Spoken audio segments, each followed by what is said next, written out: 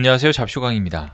최근 몇 달간 일본에서는 기시다 총리의 지지율이 고공행진하면서 다음 달 참의원 선거에서 자민당이 완승할 것이라는 분위기가 팽배해 있는 상황이었습니다. 때문에 이대로만 간다면 기시다 총리가 추진하는 방위비 증액 등 각종 정책이 탄력을 받을 것이란 전망이 나오고 있는데요.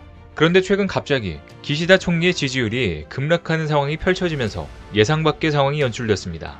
바로 일본의 심각한 경제 상황으로 세계적 추세와는 반대로 돈을 풀고 있는 일본 정부 때문에 물가 상승에 부딪힌 일본인들이 더 이상 못 참겠다고 나선 것입니다. 그래서 결국 전 세계 기업들 사이에서 일본 기업들은 전멸한 상황이고 반대로 한국만 살아남았다고 하는데 어떤 일이 벌어진 것인지 자세히 알아보겠습니다.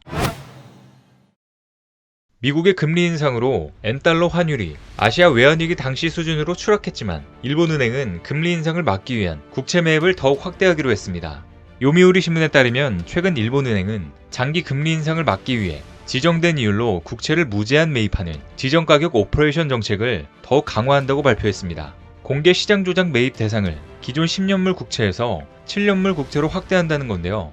그간 일본은행은 장기금리 지표인 10년물 국채를 연 0.25% 이율로 무제한 매입하는 정책을 통해 장기금리를 0.25% 내외로 유지했었습니다. 이에 따라 상환일에 가까울수록 이익률이 낮아지는 만큼 10년물 금리를 0.25% 아래로 유도하면 10년 이하 국채 수익률은 단기금리 마이너스 0.1%로 수렴했습니다. 하지만 최근 미 연방준비제도가 기준금리 인상폭 확대를 재차 시사한 뒤 일본 7년물 국채 금리가 0.3%까지 상승하며 10년물 국채를 웃도는 역전 현상이 벌어졌는데요. 하지만 이번에 일본은행은 엔화 약세 방어 조치 대신 초저금리를 유지하는 양적 완화 지속카드를 꺼낸 것입니다. 때문에 현재 일본 내에선 미국과 벌어진 금리 격차로 인한 심각한 엔화 약세, 이에 따른 물가 상승 때문에 나쁜 엔저 논란이 뜨거운 감자로 부상한 상황입니다. 교도통신 역시 초저금리 정책을 유지하겠다는 일본 은행에 대해 치솟는 인플레이션을 억제하기 위해 긴축 통화 정책을 펼치고 있는 미국, 유럽과 극명한 대조를 보인다고 꼬집었는데요. 하지만 구로다 일본은행 총재는 전 세계적인 추세와 거꾸로 계속 돈을 풀겠다는 의지를 내비쳤습니다. NHK에 따르면 최근 기자회견을 통해 구로다 총재는 현재의 양적 완화를 유지한다고 공식 발표했습니다. 현재 기준금리 마이너스 0.1%를 계속 유지해 시장의 무대안으로 돈을 푸는 정책을 계속하겠다는 선언으로 전 세계 대부분 국가가 금리를 인상하는 것과 정반대의 길을 택한 것입니다. 현재 엔화는 1달러당 133에서 135엔까지 밀린 상황인데 현재와 같은 기조가 유지될 경우 150엔 선도 무너질 수 있다는 전망도 나옵니다. 다만 구로다 총재는 최근에 급격한 엔저는 일본 경제의 마이너스라며 일본의 일반 가정이 물가 상승을 고통스럽게 받아들이는 상황은 알고 있다고 말했는데요. 하지만 일본 내에서는 이런 인식이 그의 양적 완화 정책 수정에는 이르지 않을 것이란 전망이 우세한 상황입니다. 지난 9년 동안 일본은 정부가 국채를 무한대로 찍고 일본은행이 사는 방식으로 돈을 풀었었는데 이런 상황에서 갑자기 금리를 올리면 일본 경제와 기업이 엄청난 충격을 받을 수 있다는 게 구로다 총재의 생각입니다. 실제로 니케이 신문도 구로다 총재는 금리 인상에 대해 경기를 압박해 일본 경제에 나쁜 영향을 준다는 부정적인 자세를 일관하고 있다고 꼬집었습니다. 그런데 실상은 세계 경제 흐름과 동떨어진 정책에 일본인들의 불안과 불만이 커지고 있는 상황인데요.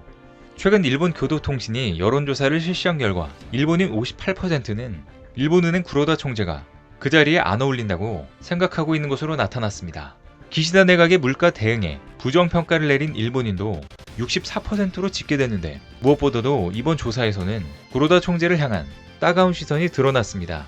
구로다 총재는 최근 한 강연에서 일본 가계의 물가 인상 허용도가 높아지고 있다고 물가 인상을 옹호하는 발언을 했다가 여론의 문매를 맞고 적절하지 않은 표현으로 오해를 불러 죄송하다고 사과한 바 있습니다. 그리고 이런 그의 발언에 77%의 일본인이 부적절하다고 생각하고 있는 것으로 드러났는데요. 하지만 이렇게 가다가 진짜 일본이 망할 것 같은 느낌이 든 기시다는 움찔했습니다. 실제로 방위비 증액을 줄곧 이야기해온 기시다 총리가 갑자기 원자력 잠수함까지 만드는 건 무리라고 선을 긋는 듯한 발언을 한 것입니다.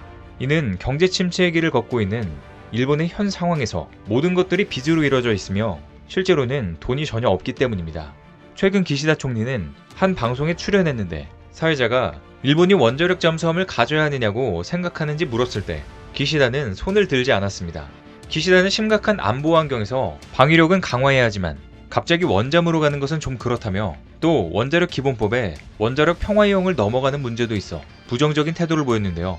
그러면서 그는 현재의 운용 구상에서도 상대의 원자력 잠수함에 대해 확실한 대응이 준비되어 있다며 말을 얼버무렸습니다. 통상 원장 개발을 위해서는 막대한 비용과 많은 개발 인력이 필요한데 기시다의 이 같은 발언은 일본의 재정 상태에서 원잠을 개발하기에는 무리가 있기 때문에 미리 발을 뺀 것으로 보입니다.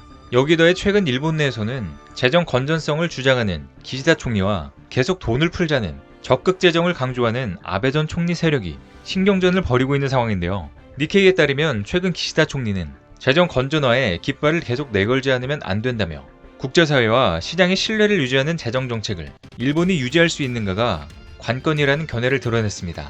이렇듯 기시다 총리가 재정 건전성을 강조하고 있지만 자민당 최대 파벌을 이끌고 있는 아베 전 총리는 다른 목소리를 내고 있는데요. 미국이 금리를 인상하는데도 불구하고 일본은행이 대규모 금융 완화를 지속하고 있는 것에 대해 일본은행의 금융 완화는 당연히 지속해야 한다고 의견을 굽히지 않았습니다.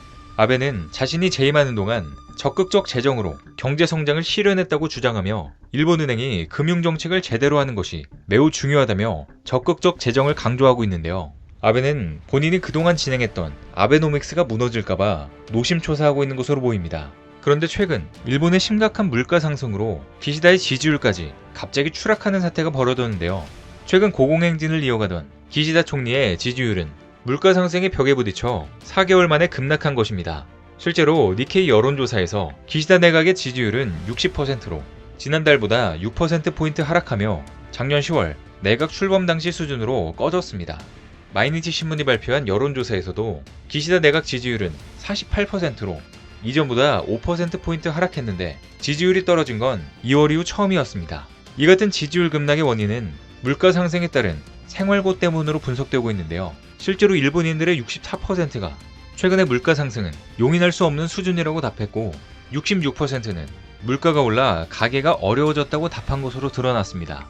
즉 세계적인 원자재 가격 급등에다 엔저 현상까지 겹치고 정부의 무제한 양적 완화까지 일본 경제는 최악으로 치닫고 있는 것으로 보이는데요. 그래서 최근에 발표된 전세계 기업 순이익 랭킹에서 일본 기업들이 전멸하는 사태가 벌어지며 일본의 경제 상황을 적나라하게 대면했습니다. 반면에 삼성전자는 탑10 안에 들며 명실상부 글로벌 기업임을 입증했습니다. 니케이에 따르면 러시아, 우크라이나 사태로 세계 13,600개 주요 기업의 1분기 순이익이 작년보다 5% 감소하며 순이익이 악화된 것으로 나타났습니다.